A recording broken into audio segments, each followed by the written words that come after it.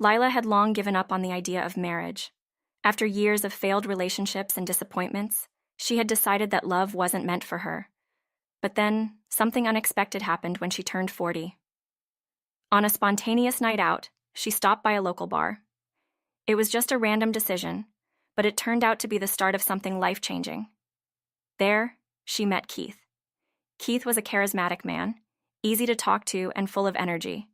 He told her that he was in the process of opening his own bar, something he had always dreamed of doing. It wasn't love at first sight, but there was an undeniable connection between them. Keith's warm smile and passion for his future plans caught Lila's attention. She admired his determination, something she hadn't seen in a long time. Keith confessed that he had fallen for her the moment he saw her. He said her hearty drinking style and confident presence were exactly what he needed in his life. Lila, though surprised by the confession, felt something she hadn't felt in years: hope. Keith was everything she didn't expect, and yet everything she needed. Their relationship moved fast. 6 months later, they were married, and shortly after, they opened the bar together. It wasn't easy at first, but with hard work and dedication, the business began to flourish. They became a well-known name in the local bar scene, and things started to fall into place. But while Lila and Keith were thriving, there was one problem they couldn't shake off: her brother, Oswald. Oswald and his wife, Kristen, lived nearby, and they visited the bar every day. At first, it seemed like a harmless gesture, but soon it became a daily nuisance. Oswald and Kristen made themselves at home, demanding free meals and complaining about everything, from the food to the service. "Thanks for the free meal, but cook faster next time," Oswald would say, chewing on a toothpick as he stuffed his face. Kristen, always with a sharp tongue, would add, "And hurry up, bring the food over already." Lila could only watch in disbelief as they treated her bar like their personal restaurant. One evening, Kristen showed up with Ray, her 10-year-old nephew, who had been causing trouble at home. "This is Ray," Kristen said, pushing the boy in front of Lila and Keith.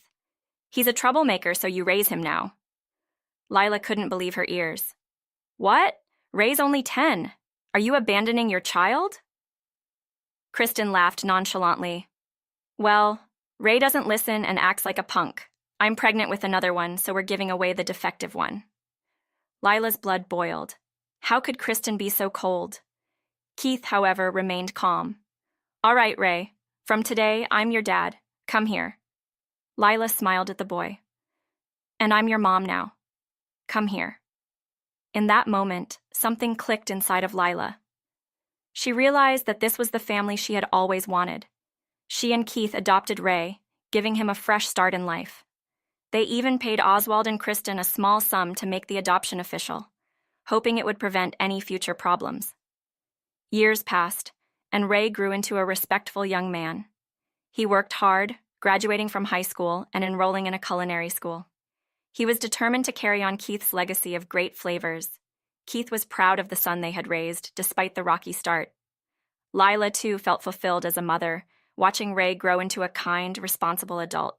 But things took a turn when Ray turned 20. One day, Oswald and Kristen walked into the bar like they owned the place. Lila's heart sank as she saw them. They had been banned from the bar and from their home for years, but here they were, acting like nothing had happened. "Whoa, you guys are thriving. You're like celebrities," Oswald said, grinning as he surveyed the bar. Kristen, who was standing behind him, spotted Ray and immediately shouted, "Hey, Ray! We're going home! Come on!" Lila was stunned. "Do they have no shame?" she muttered. Ray, however, remained calm. "This is my home now. My parents are here. You need to leave," he said, turning his back on them to continue working. "Your home is our apartment," Oswald barked, but Ray didn't respond. He had no time for their nonsense. "We legally adopted him," Lila added, her voice firm. "You abandoned him, calling him a bad kid, but he's not. He's a great, honest young man." Oswald, looking flustered, tried to argue, but Lila wouldn't let him. "This is not up for debate. You gave him away, and now he's our son." Despite the years of neglect, Ray's biological parents were still trying to claim him. They wanted to take him back, but Lila and Keith had no intention of letting that happen. Oswald smirked as he tore up the adoption papers. There, it's invalid now. You fell for my plan. But Lila had anticipated this. The papers she handed Oswald were copies. The originals were safely stored in the register.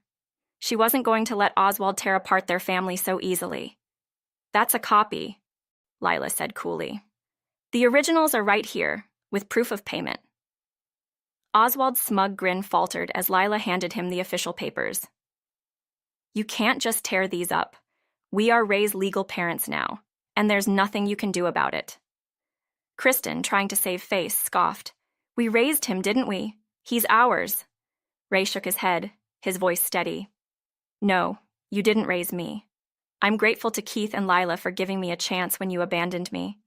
They are my real parents. It was then that Kristen revealed just how heartless she was. The second child turned bad too. Probably out playing with friends now. He's not worth raising. She laughed bitterly. Lila was sickened by her words. You don't even care about your own children, she said, disgusted. You can't just give them away when it's convenient for you. Kristen and Oswald, realizing their plan was failing, tried to bargain. Well, since you have Ray now, how about we make a deal? Oswald said. We'll take Ray's brother too. You can raise him, and we'll leave you alone. Lila and Keith were stunned. What do you mean, take him back? Keith asked. You can't just swap children like they're possessions. But Kristen didn't care. We need the money. The other child will be a great asset to you. Ray is already doing well, so why not help us with the second one? Lila felt a wave of anger wash over her.